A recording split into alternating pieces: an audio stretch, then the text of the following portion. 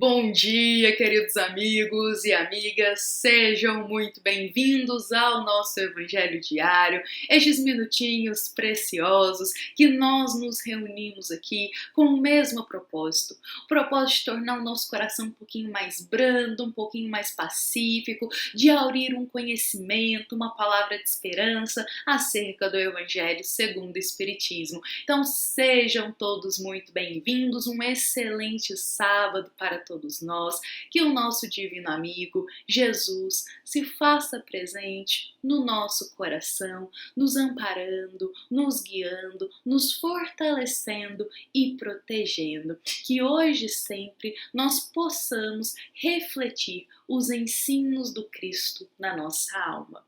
Bom, meus queridos amigos e amigas, é com muito carinho que hoje nós iremos começar o nosso dia refletindo uma passagem muito especial, uma passagem que nos traz uma parábola do Cristo. E eu gosto muito das parábolas, porque elas são ensinamentos rápidos, são histórias breves, mas com um fundo moral muito profundo para todos nós. E olha que interessante que são parábolas que foram ditas há 2000 anos atrás por Jesus.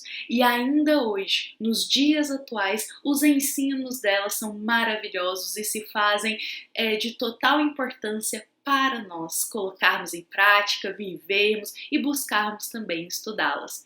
Então vamos todos começar o nosso sábado lá no capítulo 17 do Evangelho segundo o Espiritismo, porque a passagem que vai nos inspirar aqui a nossa reflexão de hoje, ela se encontra nos itens 5 e 6 deste capítulo, que é a parábola do semeador. Bom, a nossa passagem de hoje vai nos rememorar essa parábola lindíssima do Cristo, que é a parábola do semeador, a qual se encontra no Evangelho de Mateus, no capítulo 16, do versículo 1 ao 9.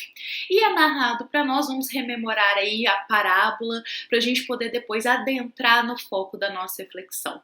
Bom, é narrado a nós que Jesus estava ali se direcionando até um lago, até que muitas pessoas começaram a se juntar, a ir até o Cristo. As pessoas gostavam muito de ouvir as palavras de Jesus. E neste momento, Jesus, olhando para toda aquela multidão que estava aguardando ele falar algo, falar uma palavra de esperança, falar um ensinamento, Jesus vai, sobe até um barco e começa a narrar uma história para todos eles e para todos nós também. E Jesus nos conta que um homem, um semeador, saiu para semear. Ele tinha um objetivo, ele tinha um caminho para percorrer. Só que ao longo desse caminho, algumas sementes dele caem logo no início da sua jornada, logo no início daquela estrada. E nesse momento, os pássaros vêm e logo arrebatam, e logo comem todas aquelas sementes que caem. Só que o homem continua a sua jornada. Mais à frente, ele passa por um terreno que tem muitas pedras. E também cai algumas sementes neste tipo de terreno. Elas até florescem ali, porque o terreno tem uma terra, só que não é uma terra funda, porque tem muitas pedras. Então, quando elas florescem, o sol vem e logo as secam, porque elas ainda não tinham construído, não tinham germinado as suas raízes. Mas o homem continua a sua jornada. Mais à frente, ele passa por um tipo de terreno que é cheio de espinhos e também cai algumas sementes em meio aos espinheiros. Só que logo elas morrem sufocadas por aqueles espinhos. Enfim, o homem adentra num terreno de terra fértil, uma terra fecunda, uma terra sadia, e ele naquele momento derrama suas sementes naquele campo, e elas florescem, e elas dão 30, 60, 100 vezes mais frutos do que aquelas primeiras sementes que ele semeou. Ou seja, a terra estava preparada para receber aquelas sementes, e elas floresceram e concederam muitos frutos. Bom, essa parábola do Cristo é uma parábola lindíssima, rica em ensinamento para todos nós. Lembremos que quando a gente vai ler os ensinos do Cristo, as suas histórias, as suas parábolas, eles não contêm apenas um ensinamento, não se limita a ter apenas um fundo moral. Pelo contrário, a cada vez que a gente vai estudando, vai se aprofundando, nós conseguimos ter um olhar de muitos e muitos ensinamentos que uma história, que uma parábola pode nos conceder. Então, aqui nós vamos compartilhar um pouquinho dois pontos de vistas para a gente colocar aqui como inspiração essa parábola do semeador. Bom, nosso evangelho, de forma geral, nos elucida sobre um pouquinho o significado moral que essas palavras do Cristo têm para todos nós, sem distinção.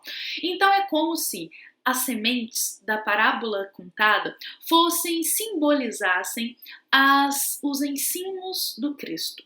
Simbolizassem as verdades, simbolizasse todo o conhecimento que Jesus veio compartilhar conosco. E os diferentes terrenos simbolizam os diferentes corações, as diferentes almas. Ou seja, o ensino do Cristo, ele foi derramado por toda a humanidade, em todos os tipos de solo. Só que cada coração, cada alma irá recebê-lo de uma forma. Haverá aqueles que vão ter a terra muito superficial, que não vão querer acolher e nem ter boa vontade de cuidar do seu terreno para acolher as verdades e os ensinamentos do Cristo. Haverão aqueles que elas vão até germinar, mas eles não vão estar dispostos em continuar cultivando elas, como o terreno de pedras. Então também terá aqueles que vão estar ali se esforçando para deixar a sua terra mais preparada, mais fecunda para quando as sementes chegarem. E deixar a nossa terra fértil, ela demanda esforço, demanda trabalho, ela precisa ser arada, ela precisa ser cuidada. A terra não se torna fértil do dia para a noite. É um tempo, precisa ser preparada, precisa dedicar-se a cuidar dela para que ela se torne fértil. Haverá na terra corações, almas que vão estar preparando o seu terreno do coração, o terreno da sua alma. E quando as sementes do Cristo caem, elas florescem lindamente. Esse é o ensino que todos nós podemos acatar para a nossa vida, com o fim de trabalharmos o terreno da nossa alma para torná-la fértil para que as sementes do Cristo, dos ensinamentos dele, floresçam em nós. Ou seja, não apenas conhecer, saber, decorar ou falar os ensinos do Cristo, mas sobretudo praticá-los, vivê-los e senti-los. Aí a nossa terra se torna fértil e ela floresce. Só que o interessante de hoje da nossa reflexão é que a nossa passagem, ela não vai apenas nos explicar isso, mas ela também vai nos convidar a refletir sobre os tipos de espíritas, fazendo alusão aos tipos de terreno, como eles fazem essa reflexão do espiritismo em seu coração. Ou seja, como que as sementes do espiritismo, da doutrina espírita, são derramadas em diferentes solos e como elas frutificam de formas distintas. E, aliás, vou até ler aqui para nós um trechinho que o nosso evangelho nos diz o seguinte: essa parábola, ela encontra uma aplicação não menos justa nas diferentes categorias de espíritas.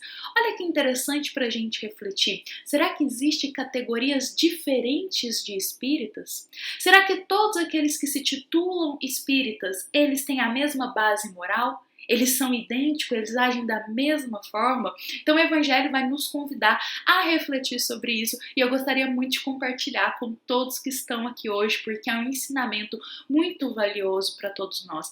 Até para a gente refletir que tipo de espírita, que tipo de solo nós estamos sendo.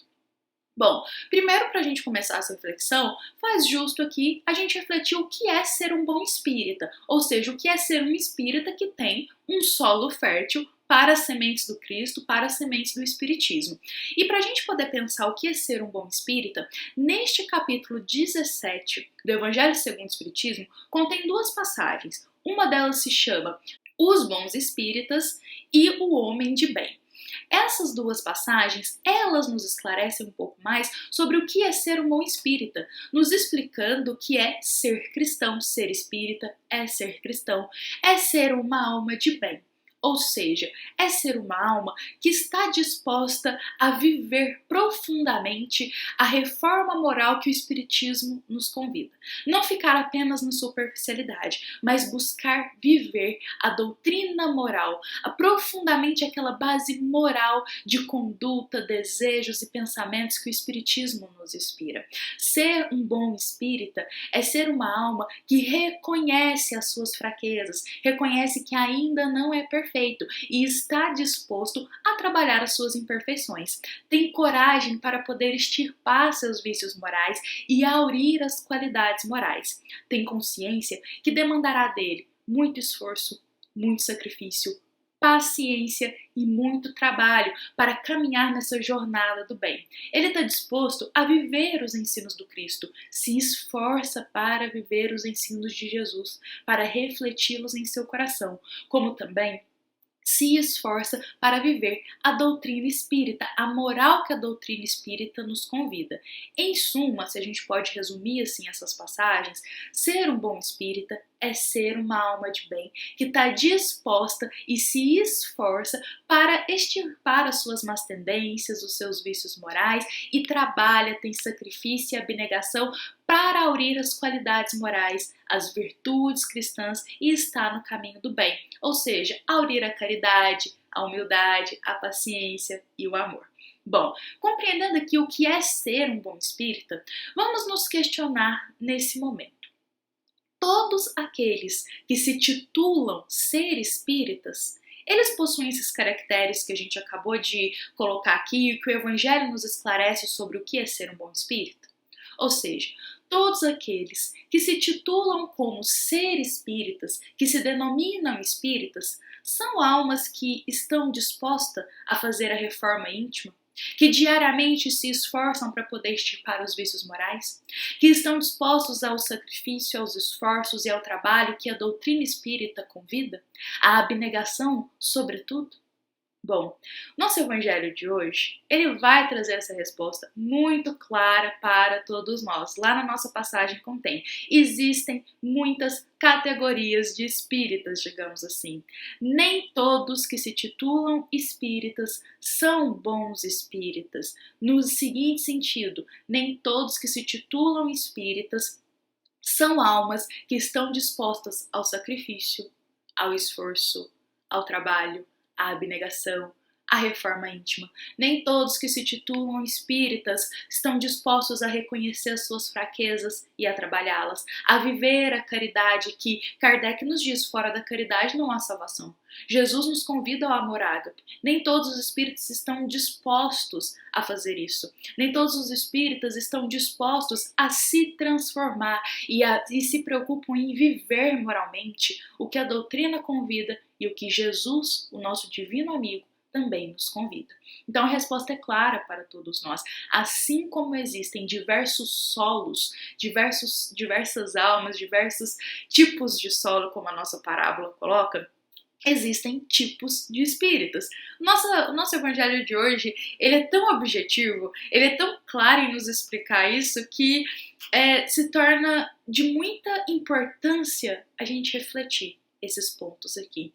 Então vejamos, o Espiritismo, ele derrama suas verdades por todos. Todos nós que somos espíritas, temos acesso às obras, aos ensinamentos, à moralidade que ele nos convida, a tudo que o Espiritismo nos chama para nos reformarmos, para caminharmos no caminho do progresso e da evolução. Contudo, nem todos vão estar abertos a se tornar um solo fértil para acolher essas sementes.